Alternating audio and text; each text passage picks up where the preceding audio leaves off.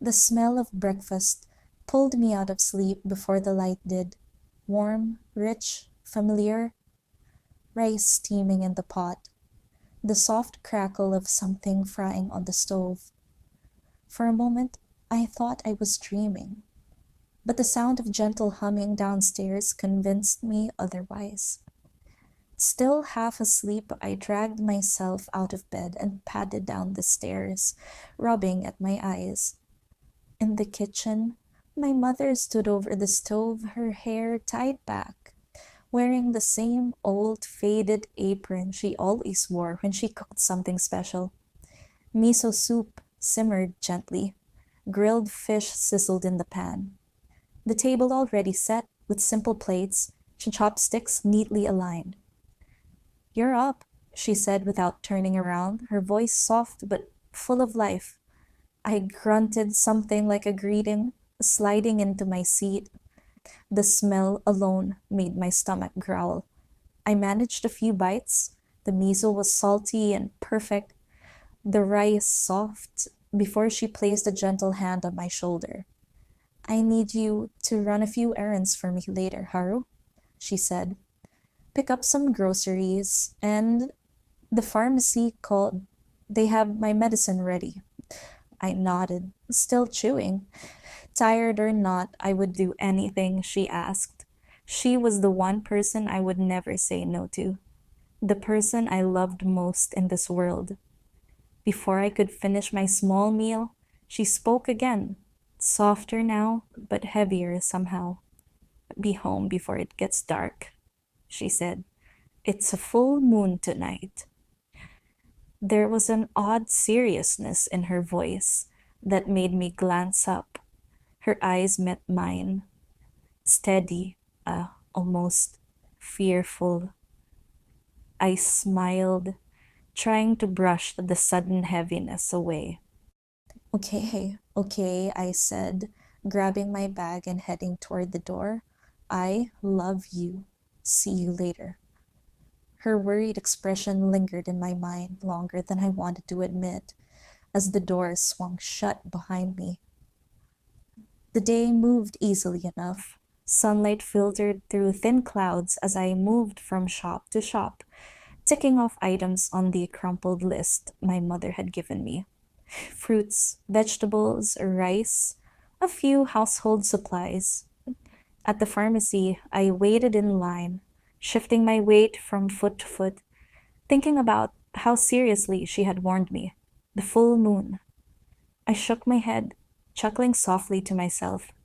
It was just a superstition, an old belief tucked away with 1,000 others she held on to. Things from another life, another country, another time. Still, as the afternoon slipped toward evening, I felt it. A change in the air. The light dimmed not because of clouds, but because the sun was being chased away by something bigger, something waiting just beyond the horizon. The full moon would rise soon. By the time I finished gathering everything and started walking home, the streetlights had flickered on. The sky was deepening into shades of purple and blue. The mist, that strange low mist, had started to roll in along the edges of the road. I pulled my jacket tighter around me, trying to shake off the unease, trying to convince myself it was just exhaustion, just imagination. But deep down, a part of me knew tonight was different. I don't know why I went walking that night instead of heading straight home. The path pulled me forward, my feet moving before my mind fully caught up. The mist grew heavier the farther I went. The streetlights behind me dimmed, swallowed one by the rolling fog. The world grew quieter. No cars, no crickets, not even the whisper of wind through the trees. Only the soft, oppressive weight of the mist and the pale, enormous moon climbing higher above me, watching. I slowed my steps. There's an old story my grandmother once told me, a warning passed down like a prayer or a curse. If you ever meet a spirit under the moon, do not look away, or you may never see the world the same again. I never really believed it until that night. The clearing appeared suddenly, a place where the mist thinned just enough to reveal a figure standing alone. Not a man, not a woman, something between, wrapped in flowing silver cloth that shimmered without any breeze. Its hair was long, blacker than the mist, drinking in the moonlight. No face, only a soft blur, like looking at a reflection distorted by water. The moon's spirit. I knew it without question, without logic. Every instinct screamed at me to run, to hide, to break eye contact. But I remembered the old words. Do not look away. I stood frozen, heart hammering, legs trembling, and tears burning behind my eyes, but I did not look away. The spirit tilted its head slightly, regarding me with something like curiosity or sadness. Then it spoke, not in words, not with the mouth, but directly into my mind. Loneliness, hope, loss, love. Feelings so deep and raw they nearly crushed me where I stood. I thought of my own loneliness, how even in crowds I felt invisible, how badly I longed for someone to truly see me. And somehow, impossibly, the spirit understood. It floated forward, not walking, not stepping, simply drifting closer across the clearing. In its outstretched hand glowed a single dandelion seed, pure white under the heavy gaze of the moon. A gift, or a choice? Somewhere deep inside, the old warning echoed again. Accept nothing freely given by the spirits, no matter how beautiful, no matter how small. I bit down on my lip until I tasted blood. Every aching part of me wanted to reach out, to be chosen, to be seen. But something stronger, some last fragile piece of wisdom, made me bow my head instead. A deep, full bow, like those given to the old gods. When I lifted my eyes, the spirit was already dissolving, its form breaking apart into swirling mist, carried upward toward the waiting moon. The clearing fell silent. Only the ordinary mist remained, curling low over the dirt path.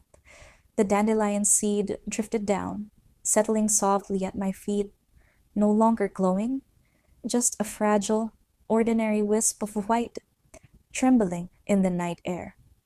I didn't pick it up. I turned, my steps slow but steady, walking back into the thickening mist. The world resumed around me. Distant traffic, the flicker of a television behind someone's window, the hum of life moving on without knowing what had happened out here tonight. But I was not the same. Something unseen, something delicate and permanent had tethered itself to my soul, a thread connecting me to something beyond the veil, something waiting, something watching, not gone, never gone, but waiting for me to remember, waiting for me not to look away. The night air still clung to Aru's skin as she hurried home under the waning moonlight. She kept glancing over her shoulder, half expecting to see that strange, shimmering figure again. But there was nothing, only the hollow sound of her own footsteps and the whisper of the breeze through the trees.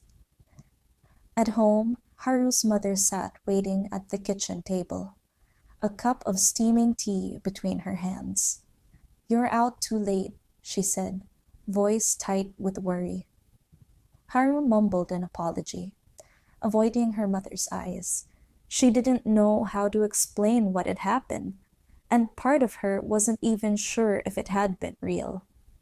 "The full moon makes strange things happen," her mother added, almost to herself. Haru forced a smile, brushed it off, and retreated to her room. In the quiet of her bedroom, Haru stared at the ceiling. Sleep wouldn't come. When she finally drifted off, the nightmares began. Blurry shapes in silver mist, whispers threading through the dark, eyes watching from just beyond the edges of her vision. Each time she jolted awake, heart hammering, the moon's pale light spilled through her window, cool and only and indifferent. The nightmares worsened as the days crept toward the next full moon. In them, she ran through endless fields of silver grass under a bleeding sky, always chased by something she could never quite see. Always waking with her heart hammering against her ribs, her sheets twisted around her like binds.